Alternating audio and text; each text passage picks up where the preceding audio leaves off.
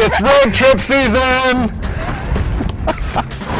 Hi, and welcome back to our car care series. My name is Karla, and this is my colleague Mike.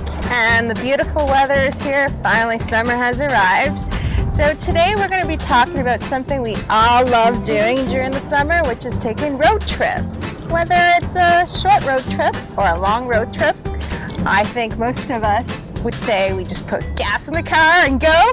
But I guess my colleague Mike would actually tell us that's a no-no. So, Mike. Well, you do need gas, but yes, so... Okay, so aside from gas, what else do I need? Okay, we're under the hood of the engine of the car right now, looking at the engine. There's quite a few things in here that need to be checked before you go on your road trip. Of course, the first thing you'd want to check is make sure that your engine oil is good. On this vehicle right here, it's the dipstick is right here. You'd pull that out and you wipe it off, put it back in, pull it out again and see where the level is. There's a measuring gauge on the end of the dipstick to show you whether you're to the upper level that is full or you require more oil. Another area that you want to check is the coolant level, especially in the summer. It's very important to keep your coolant level full. You don't want to be going down the highway and have run out of coolant where your engine overheats or something like that. Some cars, the radiator cap is right on the radiator. In this vehicle, it's over here in the reservoirs.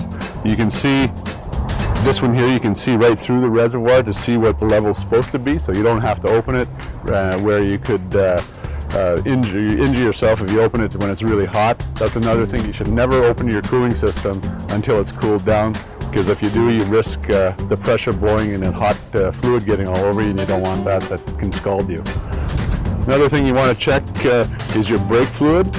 In the brake fluid master cylinder reservoir over here, there's usually a level that shows where it should be.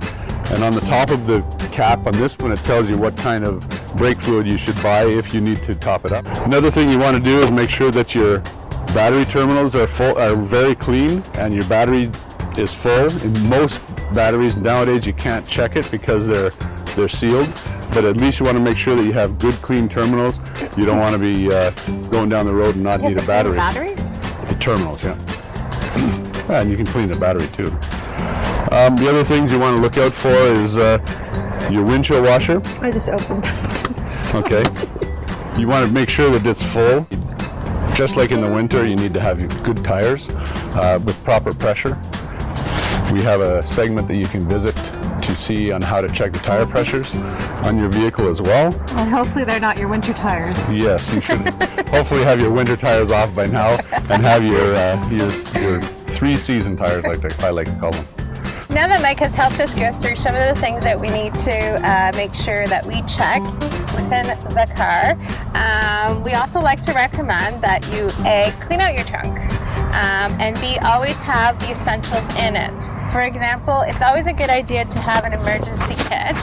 Within the emergency kit, you will find things like a first aid kit,